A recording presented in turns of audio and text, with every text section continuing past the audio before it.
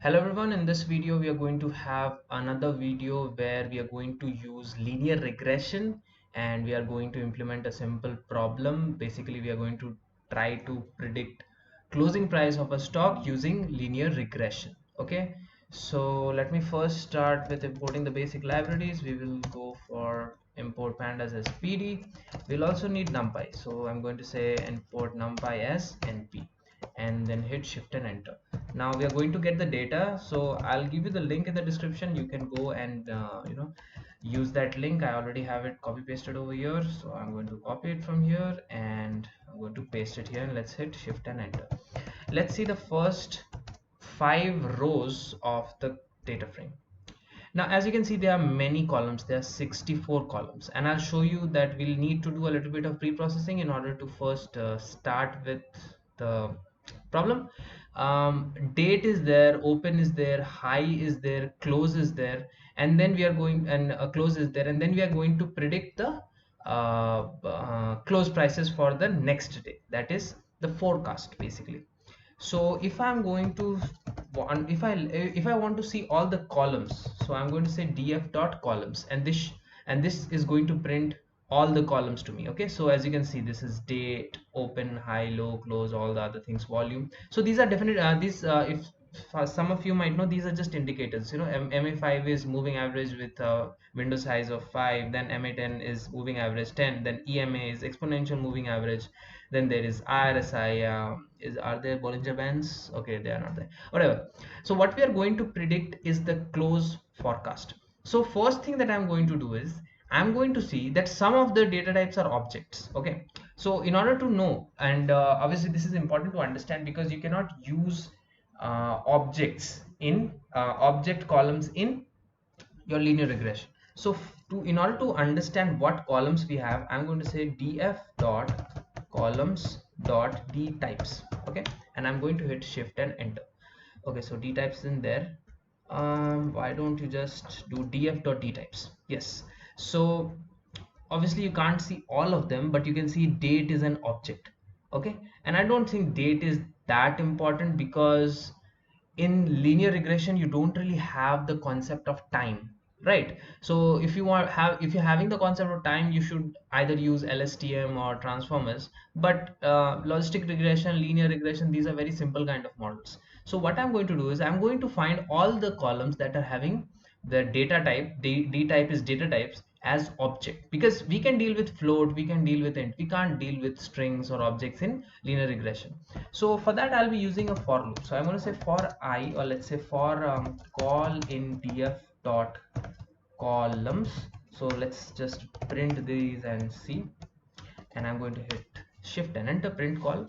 So ideally what you're seeing is all the columns that are there in our data frame, so you can see all of these. But what you also need to know is what is the data type. So I'm going to say call, or rather df call dot d type. Okay, now let me go and hit shift and enter. So as you can see over here, you are having a column, let's say RSI, and you also know the data type, which is float 64. And what are the problematic ones? These are the object ones. So you can see over here, if I'm going to scroll up, you're going to say, obviously you can see over here one object is there. So this is a problematic, as I had said, problematic column. Let's go and search for any other. You can see over here date call, this is also an object. So obviously we are not expected to go line by line and see. So I'm going to say if df of call dot d type, basically knowing the d type is an object, so you can print over here, and then let's just have the print. So we will see what are the columns. So obviously you're seeing over here two, so date and date call, these are two object columns. Now what I have to do, I have to delete them. You have to delete certain columns, because we need to process our what to say, your data, pre-process our data. So I'm going to say df equal to, or let me just say df dot drop. So if you have seen the first two videos, you know how to drop columns. So first I'm going to drop the date column, and then I'm also going to drop the date underscore call. Okay, and then I'm going to have access equal to 1, basically specifying that we are trying to drop columns and not rows, and in place equal to true because we want the change to happen in the real data frame and not only the copy of it. So if I am going to, let's just run this again, and hopefully there should be no outputs, right? Because we have already dropped it over here. Okay, so let's now hit shift and enter for df.head, and you can see our columns have reduced to 62. Now what I'm going to do is I'm going to basically divide this into features and target. So features, I'm going to say capital X equal to, or let's just call it as features. So I'm going to say features equal to df.drop, and what we are going to drop, we are going to drop the column that we need to predict, which is close forecast. So we will take over here, copy this one, and then we will paste it over here. Now obviously what is close forecast, obviously you would want to see, so this is the closing price, this is the predicted closing price of the next day. Now ideally I don't expect these type of models to work really accurately, because the problem is time series is a really difficult task. Okay, but whatever, it doesn't matter, good for our explanation because it is simple. Now obviously we are going to drop the close forecast because we don't want it into the training features. We want it as a target variable, and since it is a column we are specifying axis equal to 1. We will not have in place equal to 2 obviously because we don't want it to be changed in the df. Now what is our target? We are going to say target equal to df dot the same thing, close forecast. Okay, and now I'm going to hit shift and enter. So once that is done, you can go and see our features. So I'm going to say features of head, features dot head, and you will be able to see our features, which is again reduced by 1. Now it's 61. And target, if you want to see, you can also see our target, which is the closing price. Okay, now obviously there are 10,000 pre-processing steps that can be done over here, but I'm just trying to take the simplest route. Okay, um, now we have to do train test split. Now there is a common way of doing train test split in sklearn is by using model selection. I'll be using the basic criteria over here. Okay, I'm going to first find all the rows. So I'm going to say rows equal to df dot shape of 0. So this is basically going to give you the number of rows in the total data frame. Now I can see over here already 3731. So this should give me 3732. Okay, whatever. This indexing is from 0, so 3732. Now obviously what we want to do is we want to take certain portion of the data as our training data. Let's say it's going to be let's say it's going to be 80%, and or let's say 88%, and then you're going to have 10% as validation, and the last 2% is for testing. Okay, now how I'm going to do that is I'm going to say let's have our train split. Okay, let's have our train split, and let's say train size. Okay, let's say the train size is going to be int of, I said 88%, right? So I'm going to say 0.88 into rows. Okay, rows. Now once you have the train size, you're going to have the validation size. Now if you remember, I had said it's going to be 10%, which is 0.1 into rows, and then I said we are going to have a test size, so it's going to be int of what is remaining, 0.2%, so, or rather 2% into rows. So this is going to be our sizes of train. You can also print it such as train size val underscore size, so this will be small s, and then finally you're going to have test underscore size. So you can see that 3732 was divided into 3 sets, which is 88% is over here, 10% is over here, and 2% is over here. Now let us actually divide our train and test. So I'm going to say train underscore x comma val underscore x. So this is going to be the features. Okay, test underscore x is features of, from where to where. We are only going to take from starting to train size. Okay, now first let me go and let's define the indices as well, so we don't get confused over here. So the starting index of train is going to be 0.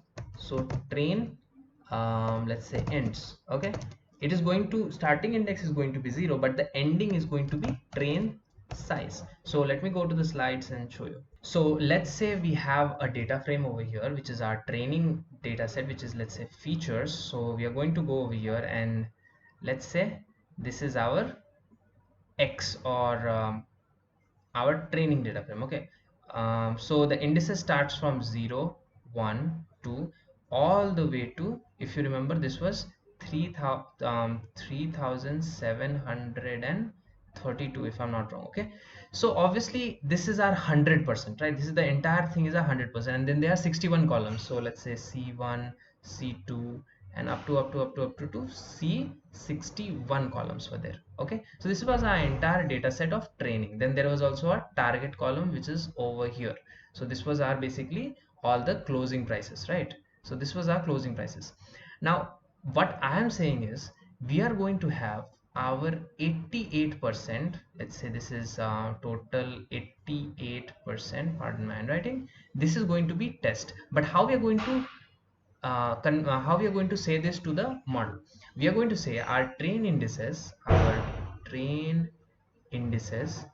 it is going to start from where? From 0 to train size, which is 88% of the total data.